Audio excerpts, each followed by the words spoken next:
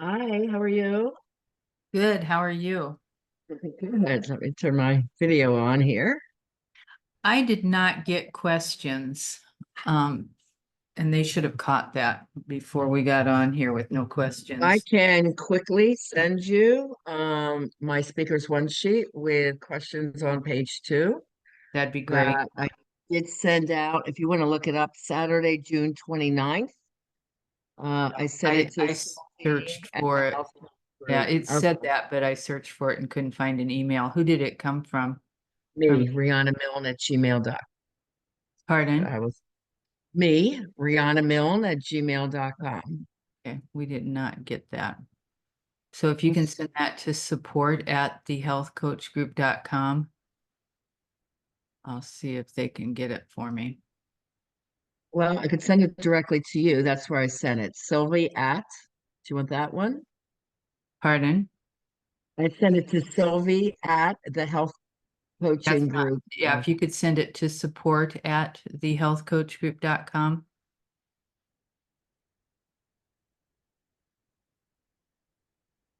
Okay. I'm Kathy.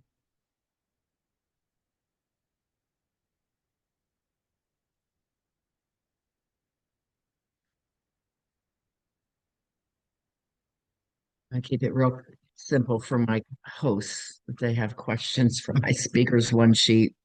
And on there also was a couple of headshots for your promotional e-card and so forth. Okay, let me find this speech topic. Hold on. Under branding.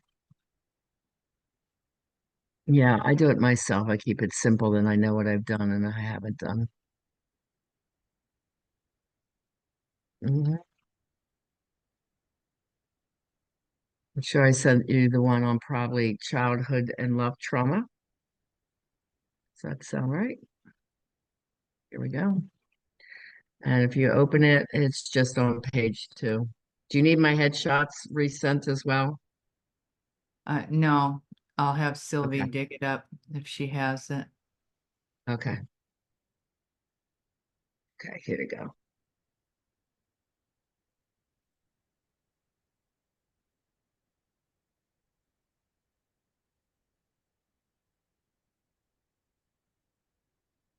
You know if you got it. Not yet. Okay.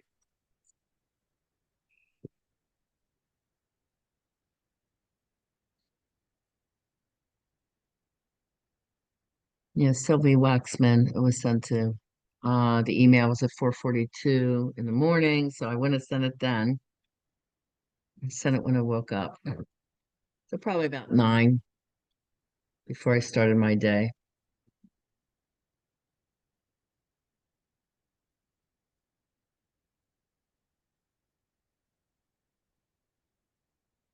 Did you send this one to support at thehealthcoachgroup.com? Yes,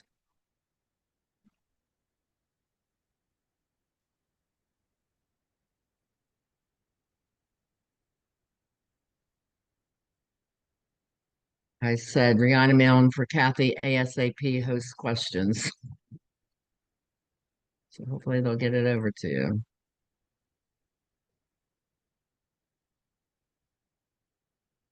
And it's attached at the bottom.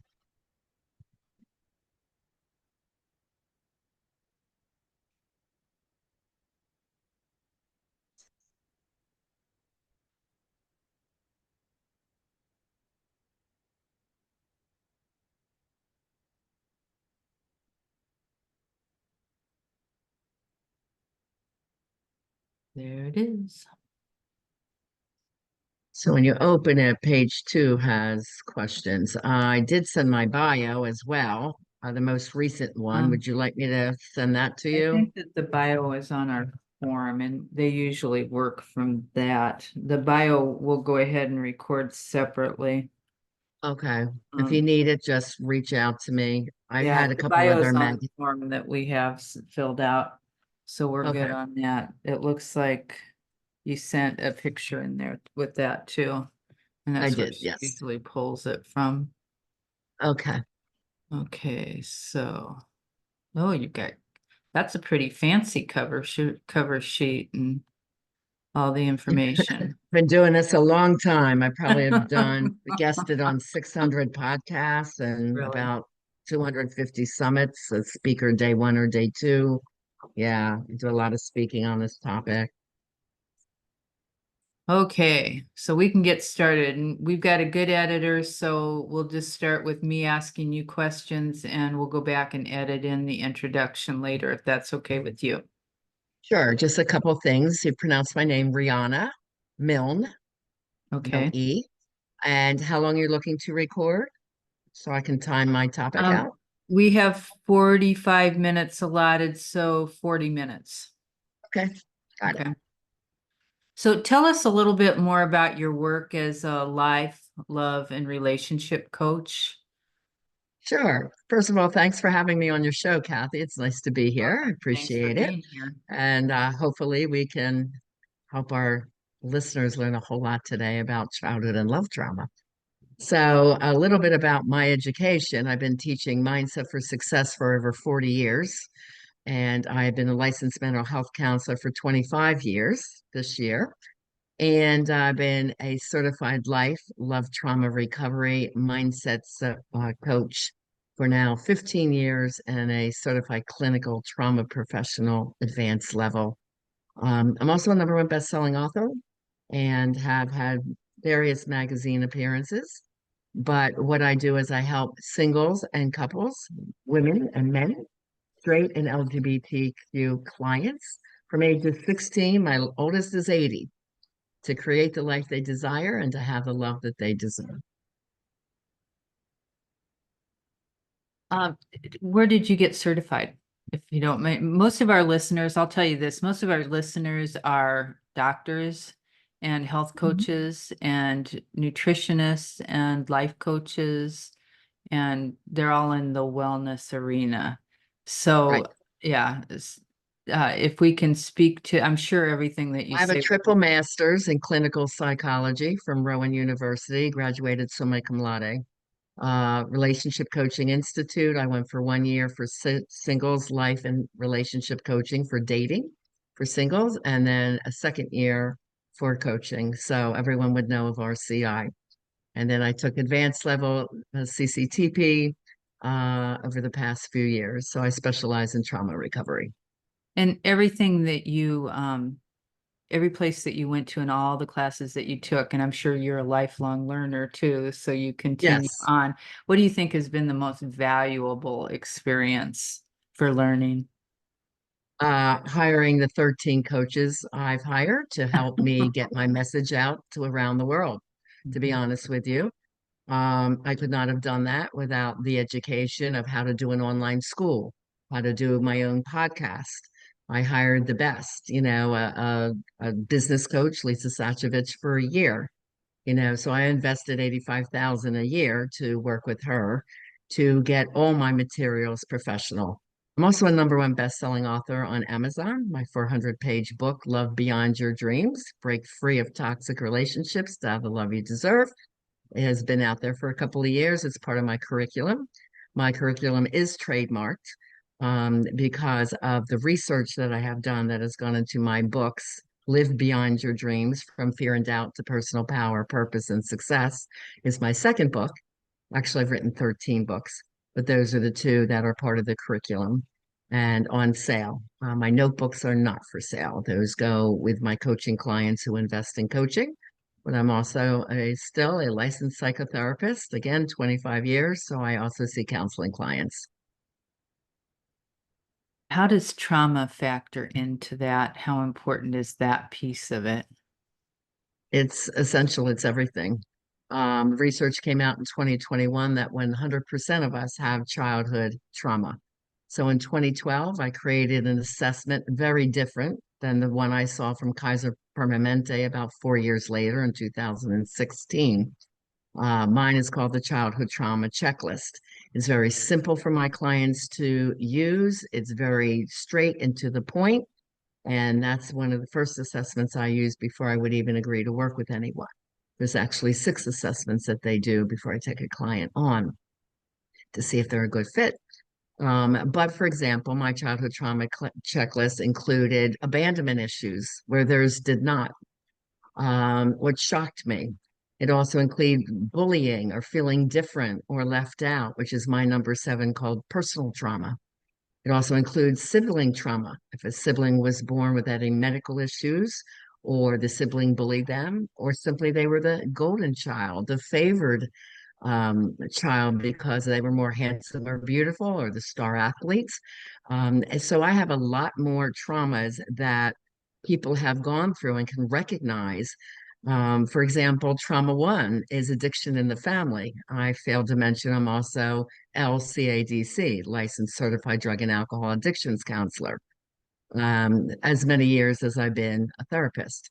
So with that one, I mean, I talk about 12 addictions, drugs, alcohol, sex, meaning you knew your parent was a cheater, porn use, gambling, hoarding, spending, eating, gaming, TV watching, social media addiction, these types of addictions that overrun a parent's life and leaves a child feeling emotionally abandoned. Kaiser Permanente talked about drugs and alcohol. I'm like, well, where's the rest? So it's fine that their list, and I love that their study with 17,000 people with weight loss issues, finally came out in a big way and identified childhood trauma. That was awesome. I was one quiet voice in 2015, getting the message out about my list and what I was finding and the solutions that I came up with to help my clients heal and move on from both childhood and love trauma. And without healing childhood trauma, it definitely leads on to love relationship trauma. That's exhausting. Which part? All of Uh, it. well, not if you love what you do. Yes, it is. It's a lot to study and get together. And but my work as I was creating my materials, I was still working, right? So I was in private practice. My practice is called Therapy by the Sea. And as I was doing my coaching, I was starting to create worksheets from my research for my workbooks and handing them out to my clients. So, Riana, you're going to put a book together one day. I'm like, yeah, when I have a chance. So my workbooks for my singles and couples are 150 pages. So that really helps them. It's like kind of a bibliotherapy. They write what they're feeling, they send it to me, then I know what they need. So it's personalized and we worked as a team. That's why I love the coaching model. How long does it normally take them to get through 150 pages? Is that a pretty long period of time? There's a 4 month and a 6 month trauma recovery program. So it really depends on their level of trauma and what they're seeking. So again, it's tailored to what their particular needs are. I love doing the one-on-one model. I'm not a type of coach or counselor that has 500 people in a class. Even when I have a group, it's usually 12 or less because I'm very conscientious about my people getting personal transformation. And coaching for me, my method is more educational. So counseling, you only have so much time without materials. You're just processing feelings. It's not giving a whole lot of solutions in record time and really keeping an eye on the progress. Coaching for me is a rainbow. You don't know what you don't know. And I say you can't change what you don't know or understand. I have gone through love traumas. I was there. I went to 7 therapist friends who had no idea what was wrong with my partner or how to help me. And I said, I'm going through post-traumatic shock. They're like, what, for a love relationship? I said, well, yeah, with what happened. And there's nothing defined in our DSM-4 for either childhood trauma or love trauma, and there should be. So, I was just coming out with my method that helped people heal from their trauma. And through this educational model, they were learning skills and practicing skills and having more conscious awareness that was overriding the subconscious that was ruling their lives. They stopped falling in love by chemistry alone. They were using solid skills to find an emotionally healthy, evolved, and conscious partner. So we went on, they went on, I went on to find emotionally healthy love. So I've been doing this a lot of years with thousands of people. Even in my 20s, when I had a model and talent school and agency, I was teaching mindset. And, we'd take people that wanted to be an actor or a dancer, a rockette, or someone who wanted to be on Baywatch, and he was an auto mechanic. They're all in Erie, Pennsylvania. Well, what got them their dreams? Learning the mindset for success. And I was teaching that as a model and talent school director. So some of my experiences with therapy with children, as I worked in a hospital unit for children ages 5 through 19, and I got mostly the critical cases, the kids that were cutting, suicidal, eating disorders, the more critical cases that ended up inpatient. And then I worked in the schools. I was a SAC counselor, which is a student assistance counselor. So I worked with all the emotionally upset kids, the oppositional defiant, the ADHD kids, the bullies, the bullied. So I was teaching them mindset skills and communication skills to also overcome. And a lot of these kids that were acting up came from homes with childhood trauma. So that was all interrelated. And then I also had a job, internships. I had 5 internships to get all my degrees. One was at a drug and alcohol center, one for teenagers, and another one from women from the prison system in downtown Atlantic City. So I have worked with various people of cultures, backgrounds, ages, economic status, and the top 10 traumas I name still applied to all of them. And that's why my tool has been very easy to use, and it really brings insight to people to say, oh, okay, this happened. Therefore, this is why I'm doing this. So, again, once there's understanding, they're more open to change and wanting to break from those toxic patterns that are either breaking their heart or holding them back in life, making them feel stuck, and so forth.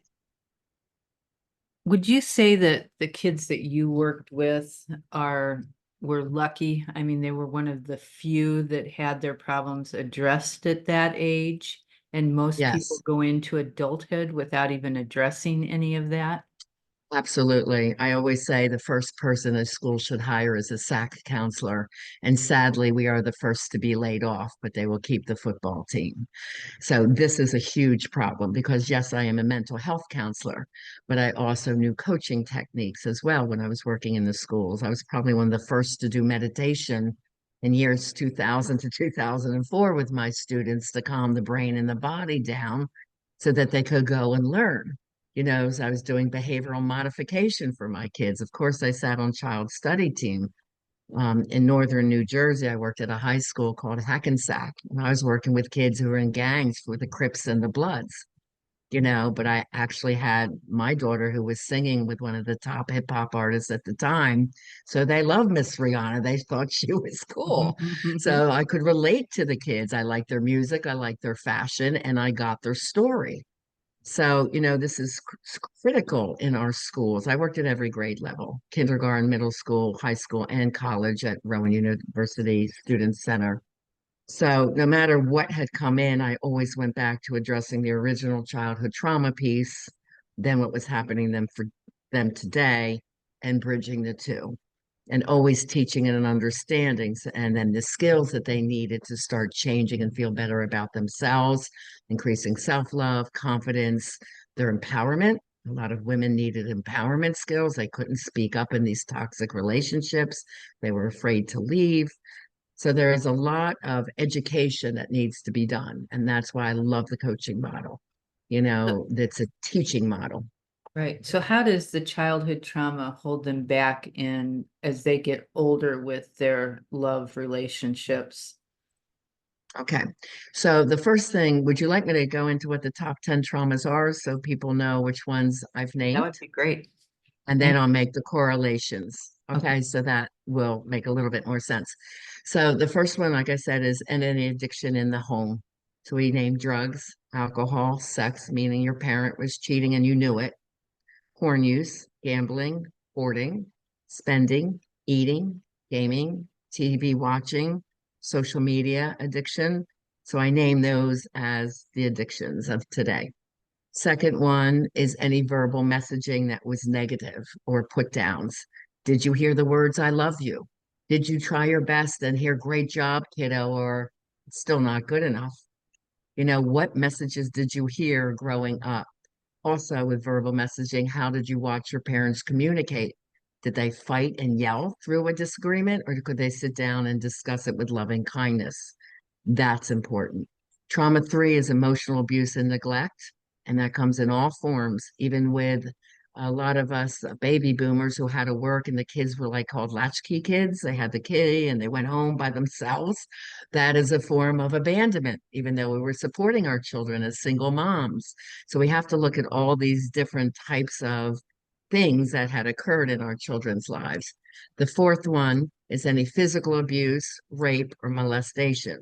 Now, again, childhood traumas could be within the home and or the home could be amazing, but they happened at school or within the community or on a sports team. So any childhood experiences are what I'm talking about. Okay, so that also includes inside or outside of the family. The next one is a big one, abandonment. And I name fault or no fault abandonment. A no fault abandonment is an example of a parent dying early. Certainly not their fault, but extremely traumatic for the child. Or if a parent is deployed for war. Now, I was in an elementary school during Afghanistan and Iraq, and a lot of the kids' grades who had military parents just suffered. And when all of a sudden they're identified ADHD, I'm like, oh, wait, this child's going through trauma right now. They're worried about their mom coming home from Afghanistan, so I don't see them as ADHD. And then I would work with them to calm the brain and the body so they could refocus, right? And other skills, of course. And another no fault would be a parent that travels a lot and they're not home, but that's how they're supporting the family. A fault abandonment would be a parent never involved with their child. They were involved while the couple was together. They broke up. They rarely see their child or they break their promises around seeing the child. Or even the parent could be in the household. The child goes there and they're not emotionally engaging. This is a prime example in my counseling practice. A child will come into me, I don't want to go to my dad's. He just sits there and watches football all weekend, and I'm in my room doing nothing. So that is an anger of abandonment because they just don't seem to care. Okay. The next one is if you were part of foster care or adoption or had to go live in another household because your parents couldn't keep you there. Now, again, I was shocked to see foster care not on the Kaiser Permanente list.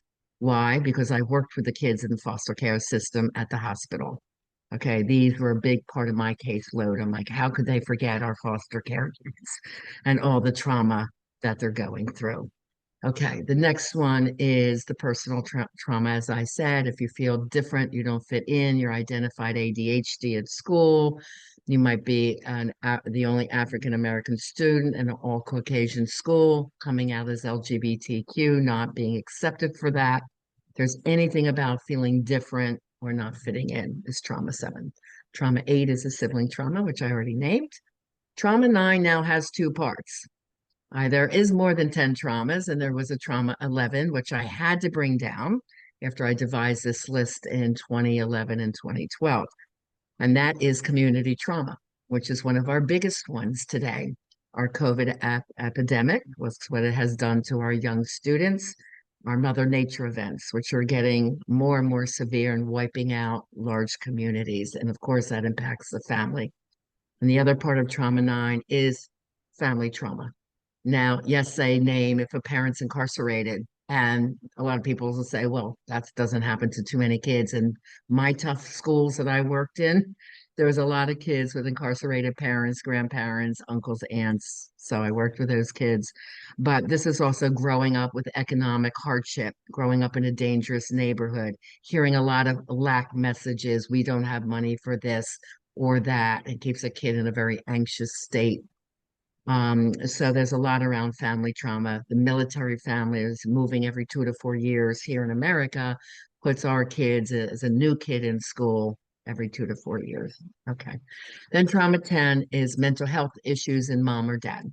The two that I name are the most difficult, just for simplicity, is borderline personality.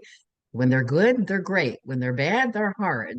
And you never know what you're going to get. So that's raising a very anxious child when they open the door. They don't know if they're going to have good mom or bad mom when they come home.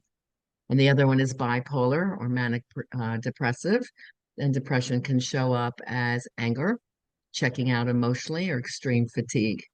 And sometimes people think the manic phase is the high and happy phase, but that's usually wrapped around an addiction. So let's say mom goes on a spending spree. She's really happy with everything she bought, and then depression hits. for 3 months when she can't pay her bills afterwards.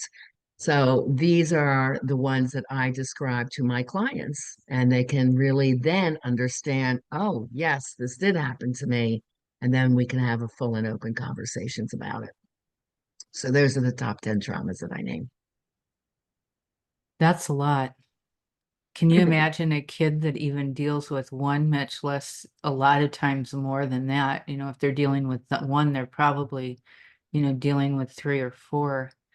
Most You, of my clients have 4 to 6 they can name really simply, and some people don't even see one, or they have normalized it so much. Like I had one client that said no to physical abuse, and then later she go, "Yeah, when we were hit with a switch, which I knew because a lot of my kids in southern New Jersey were hit with switches, a tree branch. I hated to have to go pick that off the tree." And I said, "Oh, but you didn't name physical trauma." Well, that was normal. All the kids in the neighborhood got hit with a switch. You see, so it's normalizing, but that's what children's minds do to help to say, well, that's normal. And that helps them to accept this pain and the trauma they're going through. Because again, we're a victim of our environment. We're a product of our environment. And as children, we have no power to change anything. So we try to just normalize it and accept it that other kids have this too. So that's part of the survival patterns of the children. right. I was Yeah, interested in the fact that you said that somebody was diagnosed ADHD and you said, wait, they're going through this trauma. Are there a lot of kids that are being um, pilled up identify. Yes, and they're going through something that makes them look like something else? yes. It's also can be partially diet. So I do everything holistically first. I work with the parents to check on their diet. We do behavior modification at home, in the classroom, and in my office, which was called Miss Rihanna's Relaxation Room.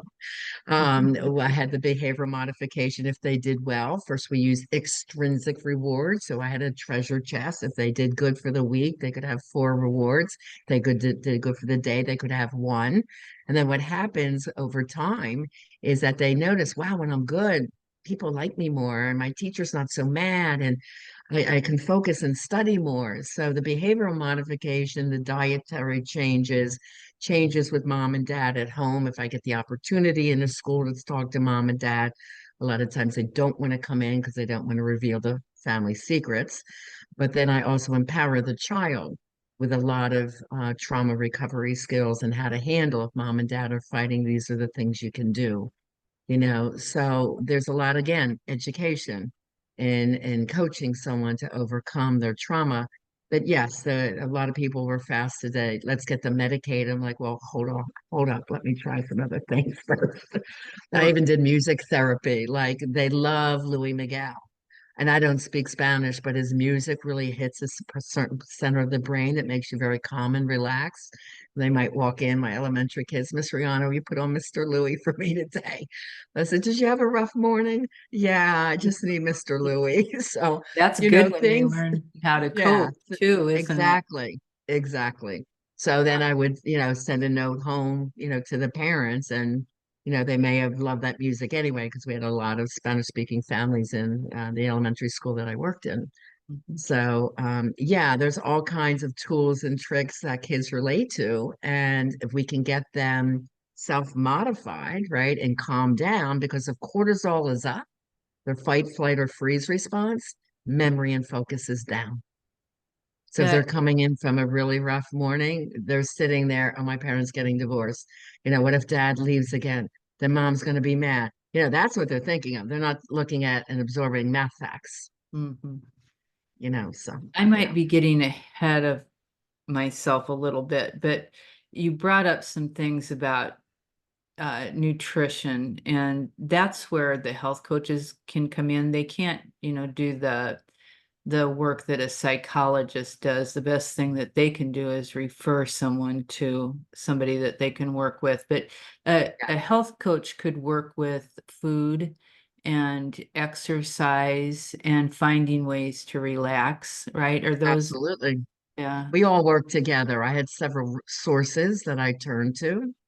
Hmm. One was a medical doctor in holistic health and had a health food store. So he would do the dietary plan, not me. So if the parents were open to it, that was free of charge for them to go. If they bought products or vitamins, that was on them. But yeah, I had all kinds of people I referred to, and it's nice to work as a team on Yeah. these things. I have a lot of people refer to me when they're like, Rihanna, I'm seeing a lot of trauma here. I can't, I'm not trained in that. Will you help this client of mine? She keeps eating because she's so upset because this has not healed for her yet, right? So it is interrelated, but we all have our specialty areas. Are people that have gone through trauma, um, as a child and even as an older child or a young adult, are they more likely to get into uh, a troubling relationship? Yes, let's go back to relationships because I did not forget your other question, Kathy, when you said, how's this show up in relationships? So let's talk about that. First of all, it has been proven that unhealed childhood trauma impacts 7 life areas. Okay, so one is relationships, one is emotional, one is mental health, one is behavior. Those are all tied together when we're talking about love relationships. So let's say someone went through abandonment issues, right? They are still craving the love of that parent they did not get. So they will be very prone to someone that love bombs them. They're often, people that are often manipulated. Unfortunately, a lot of people and coaches are teaching be vulnerable. I don't. I teach be empowered. Know what you're doing when you're dating. Know the questions to ask. I come up with 24 questions they should be asking date one or date two. It's not just sit back and be vulnerable. They're like, great, I can do whatever I want to this person because she's telling me everything, you know. So there's different skills that you have to learn. But if you are prone to abandonment, you're also prone to codependency, seeking outside of attention if your partner rejects you. You're looking for love outside of yourself instead of having the self-love you need to say, this is toxic and this is not for me. Goodbye, good luck, God bless, I wish you well, but I don't see us moving forward. And then my people just move on and say next. They don't linger, they don't go back. There's this pattern called RRS, relationship repetition syndrome. And this is true. The research shows people who are tied up in this cycle break up and get back together a total of 7 times on average. So they'll break up and then the hearts and flowers stage happen, the wheel of domestic violence. And then, they'll take them back. And then the average is 7 to 10 days, there'll be another explosion or another toxic event. So they keep holding on, thinking this person will change, or they believe all their promises, and then it never happens. So that's one form of RRS. The other one is same person, different face. So they'll break up with a toxic one, read 100 self-help books and say, I got it now. Then go back out and date and end up with the same type of person over again. And after the third time, that's usually when I get them. It's like, Rihanna, I don't get it. What am I doing wrong? And it's a very frustrating place to be because I was there many years ago before I did my research and nobody was able to help me. So I'm like, I got to figure this out. And that's when I went into the psychological journals and read and researched and threw my materials together. So that's one thing. Another thing women do a lot is people pleasing. That's when they had a difficult parent and they thought, well, if I'm really the good girl, and do everything they ask me to do and really please them and clean and watch after my siblings, they'll love me more. Well, that pattern stays with them. I remember I had a couple come in to me and the woman says, I do everything to show my love for my husband and the kids, and they do nothing. The husband's there, I don't ask you to do all that stuff. And she's angry, exhausted, and resentful, obviously, but this was her pattern. And she kept trying over and over to please him. It was just bothering him. So she needed to learn more boundary work, right? Jealousy and control. Where does that come from? That comes from trauma number 2, verbal messages. What did you hear? Were you good enough or was it never good enough? And trauma 7, did you fit in? Or were you bullied and teased because you were skinny and gawky and called a nerd, or, smart and called a nerd, or, a chubby child and teased for that?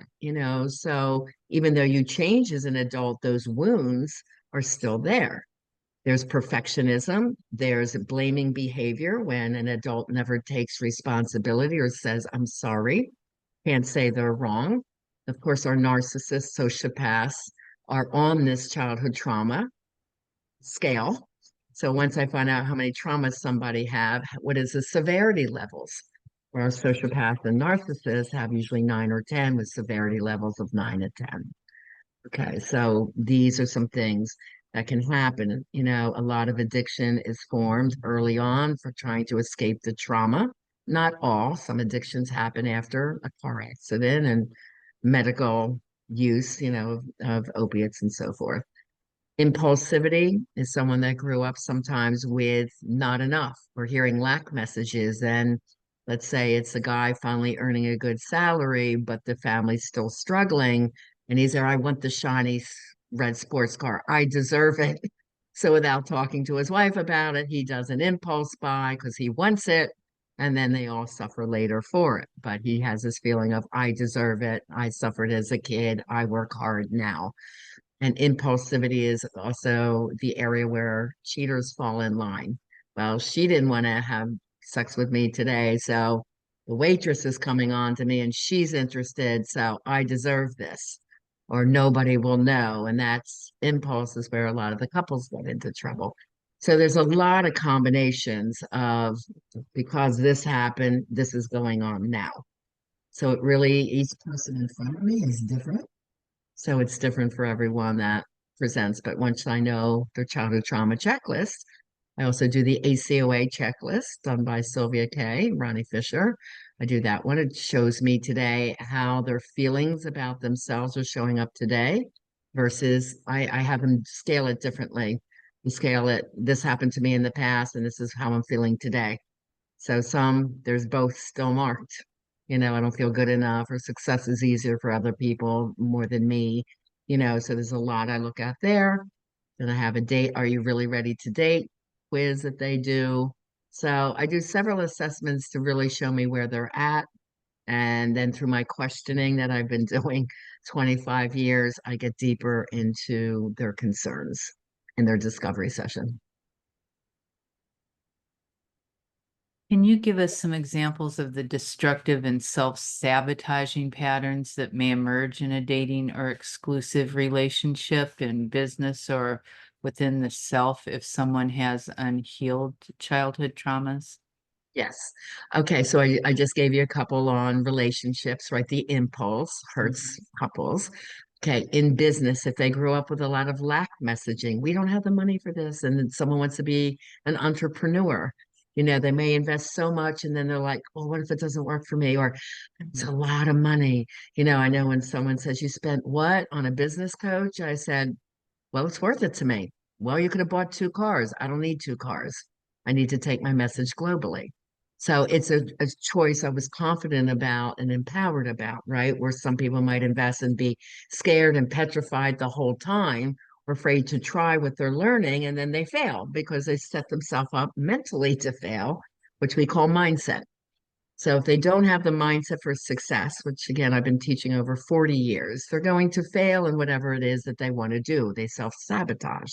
So Right. that happens a lot in business, or it could be the tyrant boss or a salesperson always trying to prove they're good enough or I'm better than the other salespeople on this team and will maybe lie or cheat to get a few extra sales. So it can show up in various ways. I do a lot of corporate talks around this type of thing as well. And then in life and self-love, let's say someone is on a dating app and they get ghosted. Well, someone who lacks self-love may text at someone back a toxic message themselves. You're a jerk. Why would you do this? You need to grow up, blah, blah, blah, blah. They could do that, or they could sit and cry and say, I'm not pretty enough. I'm not good enough. Why am I even trying dating? So they either take it out externally or internally against themselves. And then they're stuck in fear. They have this fear-based mindset where I don't want to try. No one's going to date me. If it's meant to be, God will give me my partner. And they sit at home in their living room weekend after weekend. I wonder why is God failing them? Okay, so we teach the empower method. If someone ghosts you, our point is thanks God for showing me he's the wrong one. Next, so we have different mindset tools and teaching the confidence and empowerment. But with all my singles from that Are You Really Ready to Date checklist of 10 items, and they're all free on my website, by the way, that people can get these resources at rianamilne.com. But when they do this, I say, okay, great. This is our roadmap of what we must work on before you go out to date. Because you don't want to go out and date and take your problems with you and hope someone fixes them. We are fixing them. And then when you are empowered and say, my life is amazing, now you would never settle for less. You are going to attract someone who is emotionally healthy, evolved, conscious, and has their life together because now you do too. So that is our approach to getting our singles out there. As a singles coach, I don't throw them out there right away. There's a part A, which is healing the trauma, teaching mindset, teaching balance in life, spirituality and faith in themselves, self-love. We do all of that first, and then they get the dating skills, and then they go out and date, and their success levels are so much better that way.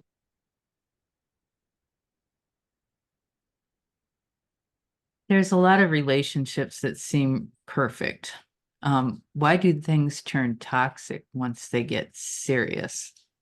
Okay. So you have to be very careful, everyone, if you're single and dating, for the person that's the love bomber and the manipulator. I happen to live in Florida, and there is a lot of them here.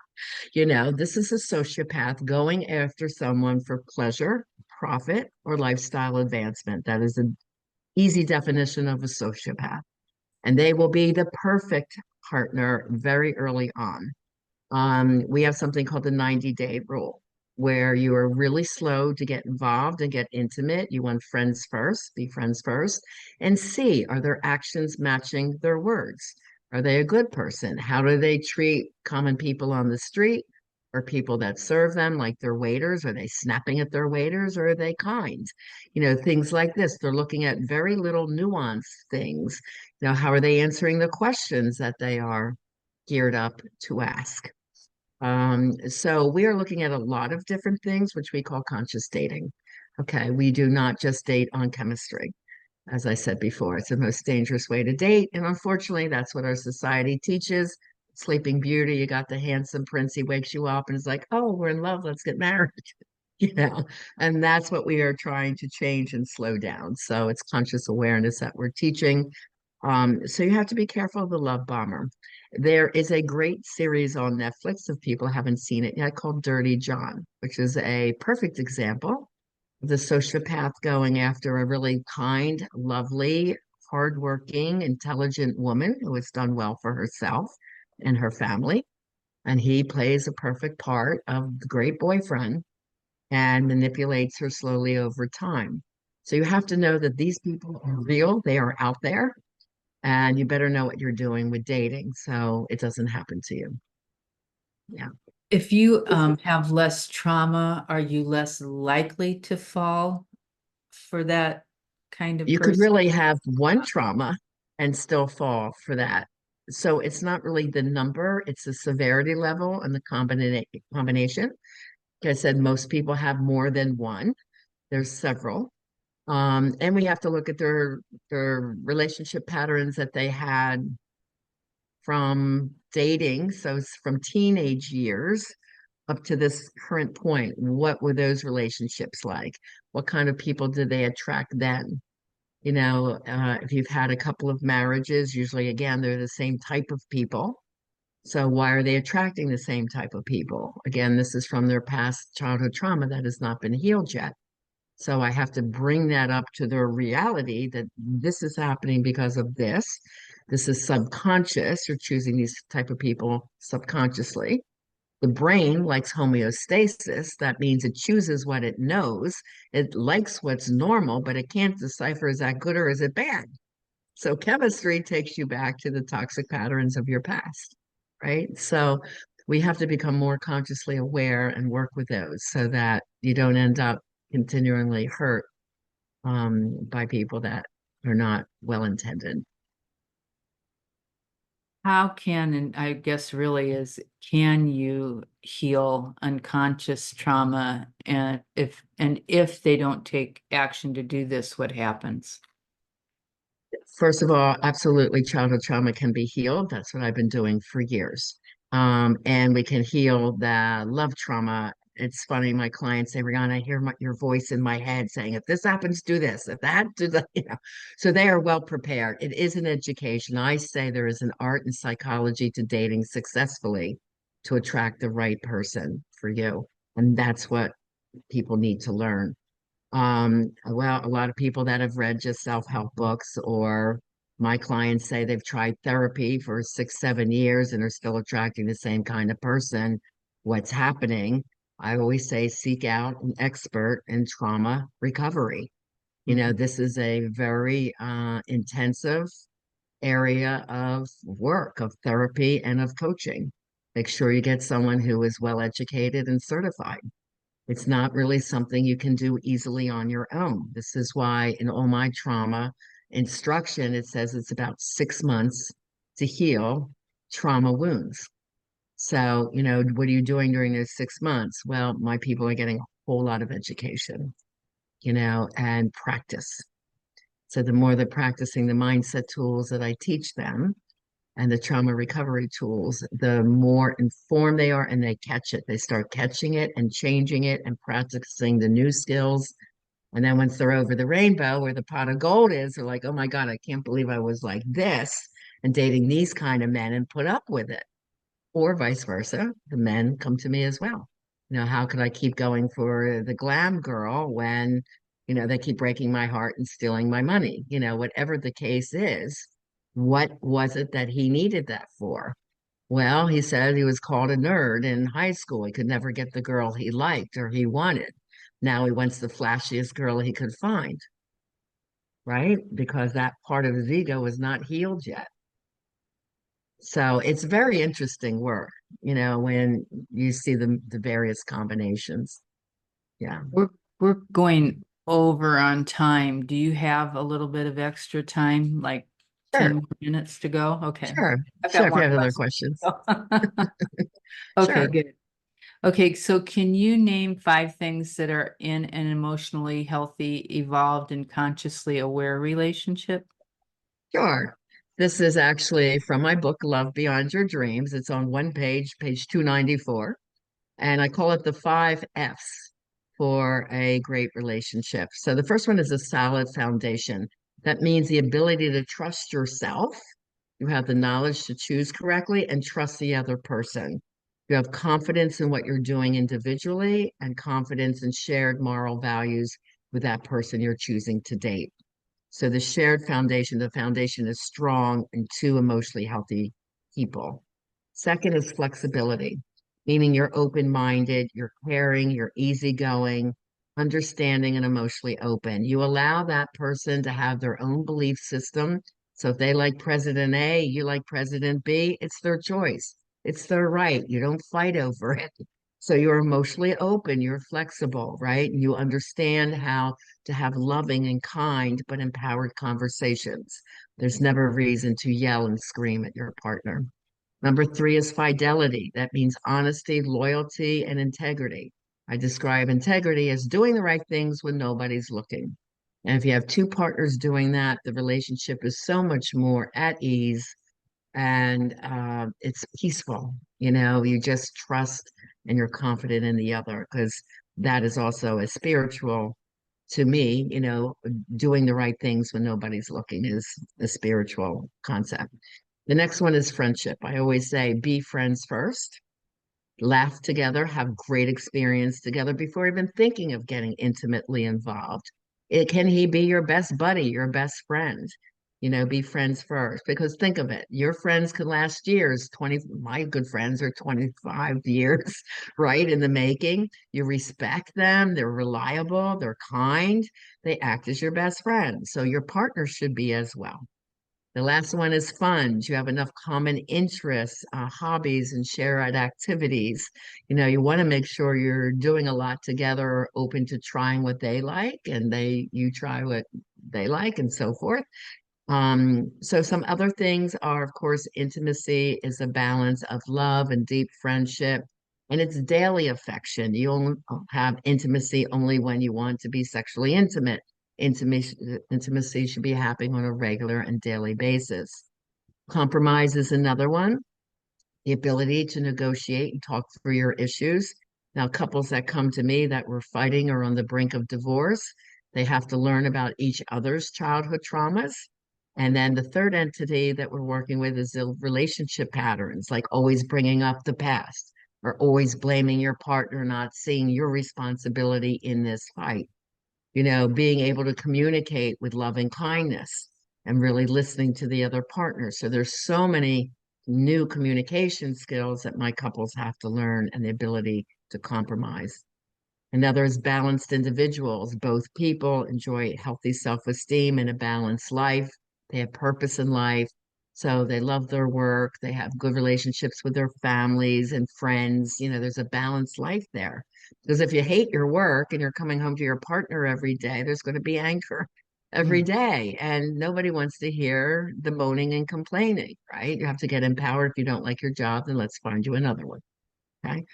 And then the last and the most important quality, believe it or not, due to research, is spirituality. They both have a shared sense of faith, no matter what that is. And one could be Buddhist and one could be Christian, but the spiritual concepts are shared and they believe in them and they follow them. It is this higher purpose and power that guides their relationship that they both feel accountable to. So those are the fundamentals of a great emotionally healthy conscious relationship. That's a great list.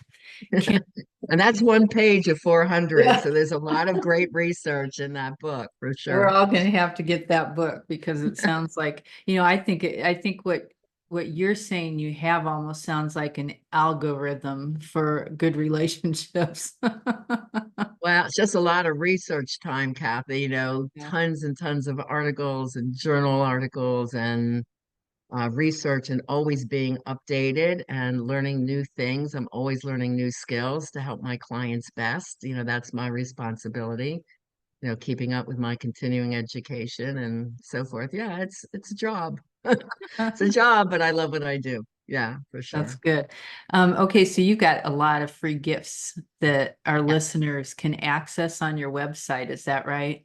yes, We'll I we'll do. have links to those underneath your podcast, but do you want to tell us a little bit about them? Sure. Of Okay. course. My website again is rianamilne.com. It's my name.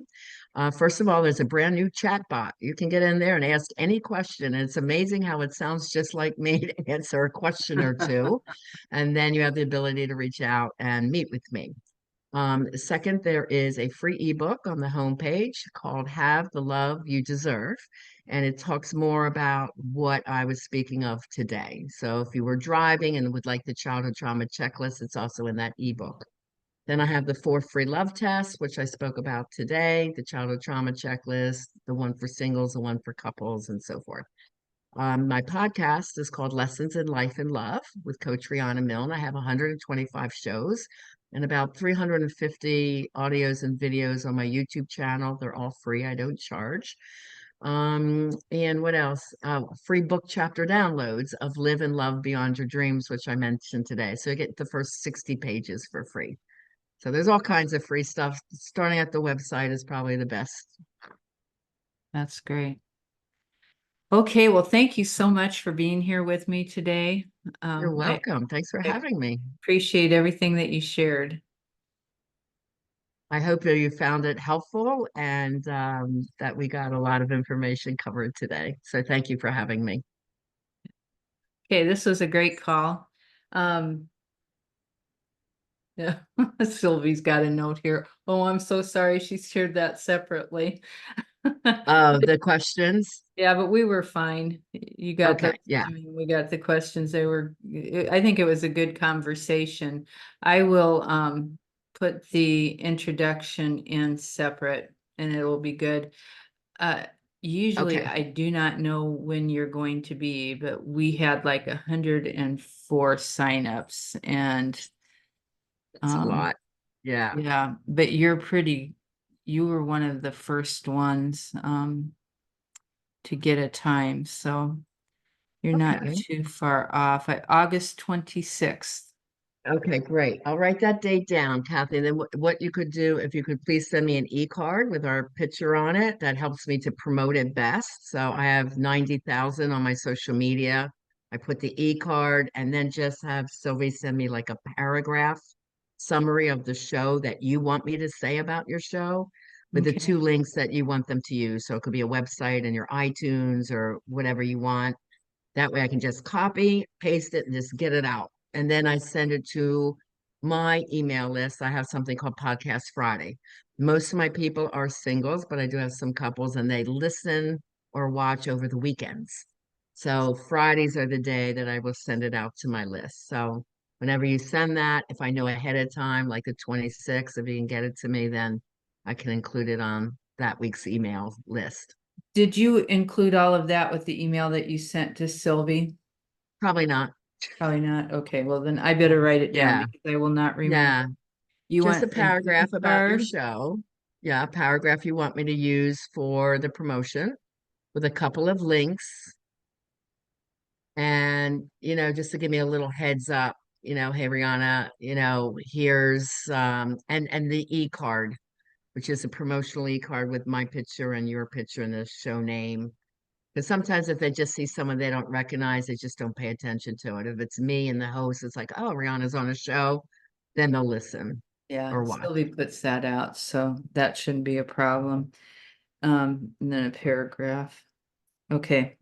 All right. And then Okay. she'll confirm the time because it could be that it gets moved around a little bit, but she'll Yeah, email I'll me. just wait. I'll Sure. wait to hear from you guys. I will always respond. If I don't respond, I missed it. I get like 400 emails a day, but for some, I'm usually pretty good at seeing some. That's why I say I make a note. When did I send the items? Boom, I sent it this day at this time. So, it's my own memory tools that I know it's taken care of. So Yeah, I I'll will bet watch everybody for in it. the whole United States, probably in the whole world, could use your service. There's a lot of people with trauma out there, that's Yeah, for sure. yeah. But and are you a health coach, Kathy? Is that what your work is primarily? No, I am not a health coach. You know what, I got into it to make sure that I didn't starve myself when I changed the way I ate. And I found all these Mm. health coaches needed help.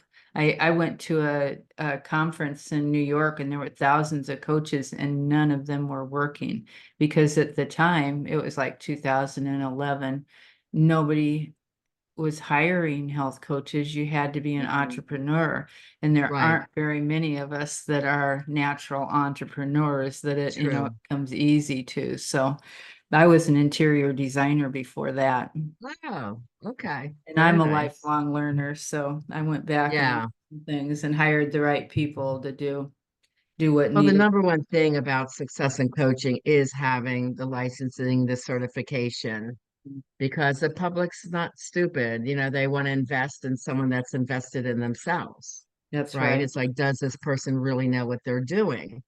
Um, And I so have that's all of why, that. I have all of that. I just don't have the patience to be a coach. I would be the one. I did it for Stephen Ministry for a while. And oh, you okay. just I have a tendency to want to tell people what they have to do instead of let them learn it. Well, sometimes they need to know. They need to know Yeah, the skills, but for me, they come from research. The research says we need you to do right. this, and Right. they know that I don't have to keep repeating. The research says Right. if I'm Right. Well, and teaching them something, yeah, they that's know the that I've direction done I my took homework. was education and research. So Yeah, awesome. I Well, it's agree. really nice to meet you. I Nice to do meet have an affiliates list. If you're interested, I could join you to that. My VA is redoing that now inside of Kartra. But if you're interested, I could send you an invitation. And then if you send me someone you think I could work with, you get a referral fee. Okay. Yeah, send that link Okay. to support and I can fill it out. Okay. Very good.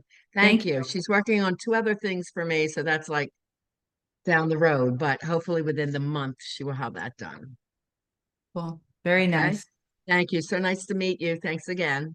Thank I'll you. see you Bye-bye. soon. Bye bye.